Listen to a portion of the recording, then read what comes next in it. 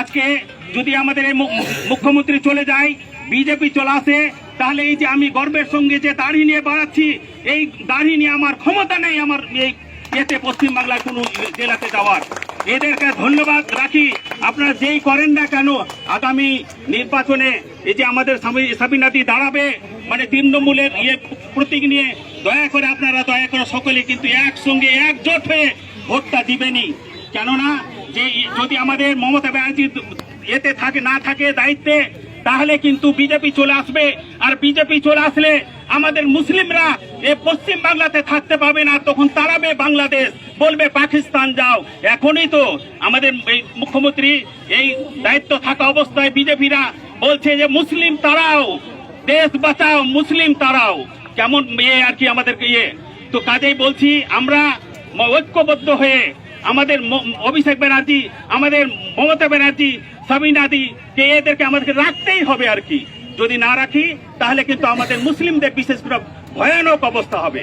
এটা বললাম, যদিও বলা আমার উচিত ছিল না, কিন্তু বললাম যে এই আমরা যদি না ভোটটা দিই, অন্য দল চলে আসে, তাহলে বিশেষ করে মুসলমানদের একেবারে সর্বনাশ হয়ে যাবে আর কি। এই যে দেখছেন আপনাদেরকে আমাদেরকে ভোটে বাদ দেওয়ার জন্য কত রকম করছে। আজকে 2002 সালে কার নাম নাই, কার বাপের নাম নাই, কার দাদুর নাম নাই, কার মায়ের নাম নাই, কি একদম আমরা জন্মান্তর থেকে এখানে বাস করে আসছি, অথচ আমরা নাকি বাংলাদেশি। আমরা বাংলাতে কথা বলি, তার মানে আমরা হচ্ছি বাংলাদেশি আর কি।